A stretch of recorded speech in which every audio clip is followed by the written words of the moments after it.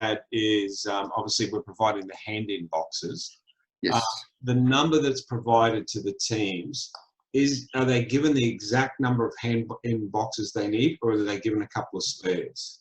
No, so you're given 5 boxes for 5 hand-ins. You're not allowed to mark them. They've got to be, if you can, lock them in your car or put them in an esky or put them somewhere that's safe, because any marks on them can be seen as, trying to identify it for the judges. Identification, yeah. Yeah, so and that's the reason why, if you don't know, that's why it's green parsley or green kale or green lettuce only. It's to try and make it sort of uniform so that you can't put bright red cabbage in there to sort of identify which box is yours, which is fair enough. But let's say someone sits on the boxes and they all get broken. Look, the ABA aren't going to say, oh, you guys are disqualified. They will give you new ones. You'll probably cop some shit for it, but well, we're very good at that in North Queensland. yeah. But no, best to be really careful with the boxes and make sure they don't get marked or dented. And I see teams throwing them on the table and then people putting stuff on them, and it's like, guys, because what could happen is you might end up 5 minutes out from handing and go, where's that hand-in box? And you find it's destroyed, and you've only got a 10-minute hand-in window for you to go and find the ABA rep, find the boxes, and get, it could be all over. So I guess just to clarify because that question has come up, we will only be handing out the number of boxes that are required. Yep. And that's part of the competition. Yep. So obviously your comments before about practicing before the day, knowing how you're doing your kale or your parsley or your lettuce. Yeah. And because I know, now I'm hoping to compete next year. I won't be doing hand-in boxes. That's not my skill. No. So just to clarify that for our teams, that's all. I would say if you go around a couple of the takeaway shops up there and ask if they've got takeaway boxes, not takeaway containers, but you ask for a 9x9 takeaway box, I'll probably have one. I'll probably give it to you. Yeah. My local pub uses the same hand-in boxes as the ABA, so I've got no shortage of them if I need to do practice. So that's why you're at the pub all the time. You're practicing. Correct. Yes, of course. So, Mike, with so obviously we've got new judges and and it's a new first time in Townsville. Like I said, it's interesting for me. I've eaten. I can't tell you how much brisket I've eaten in my life, but I've never had to do it in a competition. So can you give maybe a little bit of insight to the judging process and what the judges are going through? And, we've got the guidelines. It's very clear the 3 things that they're looking for and how they score and all that sort of stuff. But, maybe some of the things that you learned from experience to look for. I think, so on uniformity, I've said it a couple of times. I do say it in all my classes. You do eat with your eyes first, so it's got to look appealing. So as visually appealing as possible. Uniformity is good too. So you can't have it all stuffed up in one corner and then have nothing down here. The box needs to look sort of as symmetrical and uniform as possible. On the texture category, I think, melt in your mouth brisket is where you want to be, but it can't be overcooked that it falls apart. So again, that's a method of practice. Same with pork ribs; they've just got to be perfect. And you cook them enough, you sort of work out where the right spot is. If they're tough, if you put a probe into them and they are tough, say pork ribs or brisket, put it back on. Don't take it off, whatever you do. Get it cooked to where it needs to be. A lot of people freak out and think, even though it's wrapped, they're going to dry it out. You're never going to dry it out while it's wrapped up in foil. Put it back on there, leave it for another half an hour. Texture is everything, I think, in competition barbecue, because when we compete at the big ones in the cities, we're all pretty much putting in the same stuff and it all looks the same. And at the other end, it all pretty much tastes the same because we're all using the same sauces and rubs that we've imported from the States. So the real differentiator is texture. Everyone knows what nice brisket tastes like, and it's nice sweet when it's not chewy. Getting that balance right. I think overall, Townsville first comp, have a lot of new judges. I think, some stuff that will stand out will be the stuff that tastes like Nana's roast. If you can get that pulled lamb to taste like a roast, we've done it in the past in country comps where we dice up some carrot, some onion, and some celery, and we put that into the wrap when we wrap it up after we've smoked it, along with some garlic and rosemary, and it comes out tasting like a roast. Well, That's probably. it's interesting you say that. I've just done a couple of weeks ago, did my first MB9 Plus. Yeah. And you know, we loved it, but the whole family's comment was it tasted like it had gravy in it, and what they were trying to say is it tastes like the Sunday roast. Yes.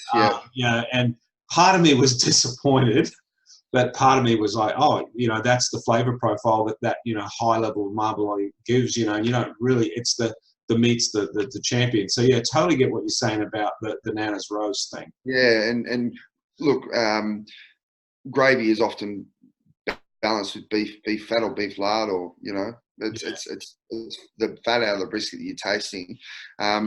If you're gonna use the jus that forms inside the wrap, if you're wrapping your brisket or you're boating it, and you get that lovely liquid that comes off the brisket. There's a thing called a fat separator you can buy. You pour the liquid in there and then strain off any of the fat, and you just get the beautiful jus that came out of the brisket. That's a really important one. Fat separators aren't expensive. Chefs use them all the time. I'd suggest investing in one of those if you're practicing brisket, and try and strain off some of the gravy flavour to get more of the beefy flavour out of it. Yeah, and I just want to clarify, there was no gravy on my brisket. It just doesn't. So, good. Mate, one of the questions we've had, and I know what I prefer. So, do you recommend cooking it in Celsius or Fahrenheit? For me, there's two reasons. I'll give you my reasons and then see what your take is. Obviously, coming from the States, it is Fahrenheit.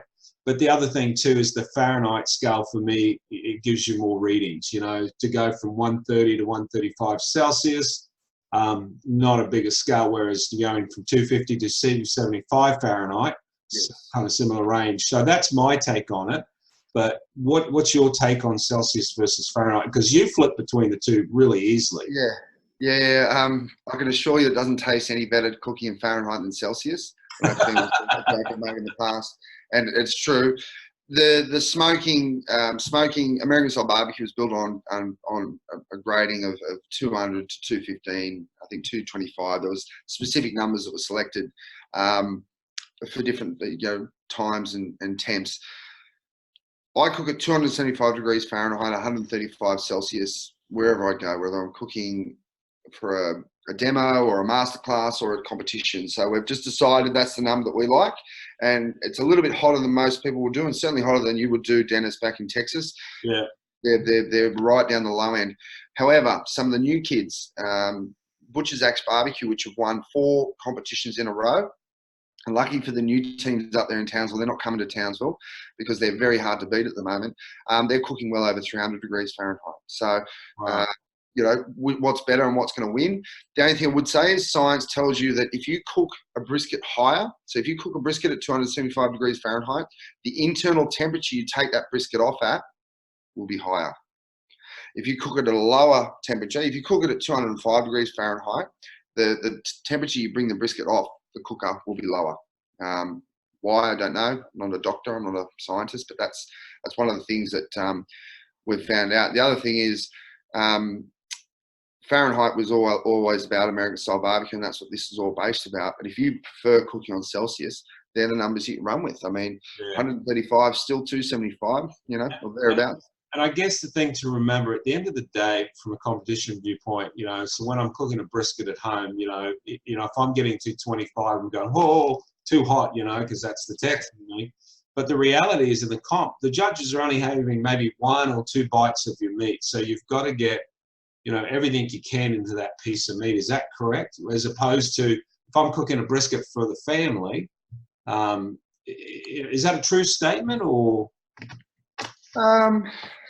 Look, good meat's going to win on the day. I don't think cooking anything other than the best you can is what you should be trying to do. I think I do believe that judges are going to have 1 bite and 1 bite only, so that's something you've got to take into consideration. You don't want to be having brisket that one slice is different to the other. You want to try and get everything consistent. So I think that's probably important as well.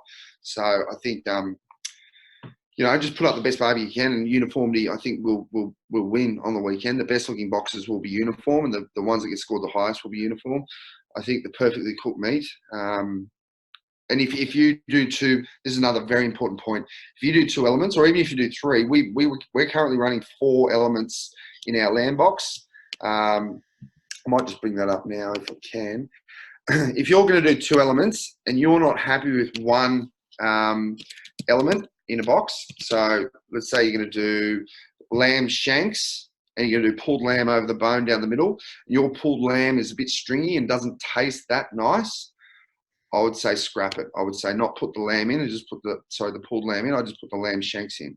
Now you sort of go, well, that sort of makes sense. But on the day, at the time, when you're under pressure, everyone goes, put it in, put it in, put it in. So if you can explain to someone who's going to be there and reasonably sensibly say to you, don't put that in, that's crazy, that's the best. So this is first place lamb in New Zealand at meat stocks. So we've got lamb cutlets at the top there, very dirty table behind that. So we've got the lamb cutlets there. Then those are lamb neck chunks, which we made burnt ends out of. So you can see this nice saucy on there. Well, then the third element there is pulled lamb.